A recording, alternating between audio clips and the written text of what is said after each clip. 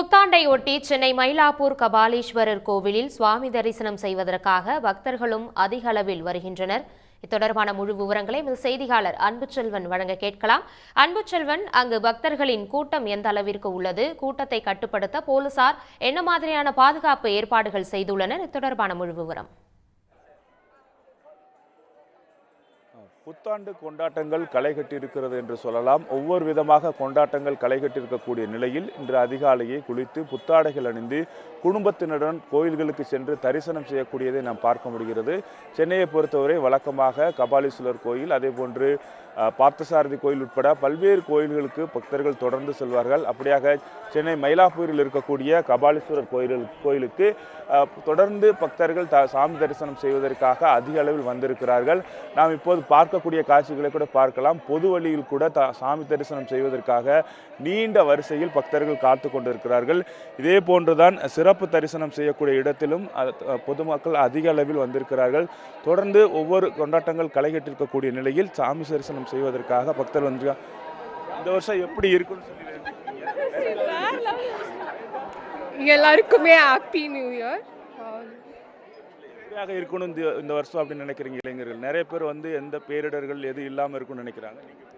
எல்லாருக்குமே ஹெல்த்து ரொம்ப இம்பார்ட்டன்ட். அதனால் எல்லாருக்குமே இந்த வருஷம் வந்து ஹெல்த்து நல்லா இருக்கணும்னு நினைக்கிறேன். அதுக்கப்புறமா பீஸ்ஃபுல்லாக இருக்கணும் லைஃப், அவ்வளோதான். மற்றபடி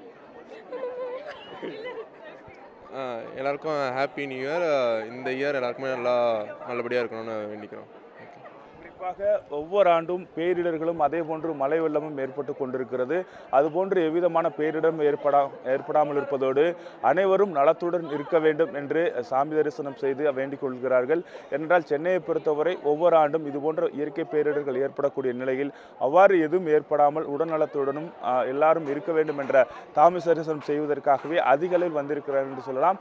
நாம் பார்த்து கொண்டிருப்பது கூட சென்னை கபாலீஸ்வரர் கோயில் பொது வழியில் தரிசனம் செய்வதற்காக நீண்ட வரிசையில் பக்தர்கள் காத்து கொண்டிருக்கக்கூடிய காட்சியை பார்த்து கொண்டிருக்கிறோம். இதே போன்றுதான் சிறப்பு தரிசனம் செய்வதற்குரிய வழியிலும் கூட நீண்ட வரிசையில் காத்து கொண்டிருக்கிறார்கள். இவ்வாறு சென்னையில் இருக்கக்கூடிய கோயில்களில் குடும்பத்தினரும் குழந்தைகளுடனும் இளைஞர்களும் புத்தாண்டு கொண்டாட்டத்தை இவர்கள் சாமி தரிசனம் செய்து கொண்டாடும் விதமாகவும் அனைவரும் நலமுடன் இருக்க வேண்டும் என்ற அடிப்படையில் சாமி தரிசனம் செய்வதற்காக ஆயிரக்கணக்கான பக்தர்கள் தொடர்ந்து கபாலீஸ்வரர் கோயிலுக்கு வரக்கூடிய காட்சிகளை பார்த்து கொண்டிருக்கிறோம். இதே போன்றுதான் பார்த்தசாரதி கோயில் என அங்கங்கே இருக்கக்கூடிய பிரபலமான கோயில்கள் அனைத்திற்குமே நீண்ட வரிசையில் காத்திருந்து இந்த ஆண்டு சாமி தரிசனம் செய்யக்கூடிய வகையிலும் புத்தாண்டை கொண்டாடக்கூடிய வகையிலும் அதிக அளவிலான மக்களும் பக்தர்களும் தொடர்ந்து வந்தவண்ணம் இருக்கின்றனர். கள நிலவரங்களை பதிவு பண்ணமைக்கு நன்றி அன்புச்செல்வன். உடனுக்குடன் செய்திகளை தெரிந்து கொள்ள சன் நியூஸ் பெல் ஐகானை கிளிக் பண்ணுங்க.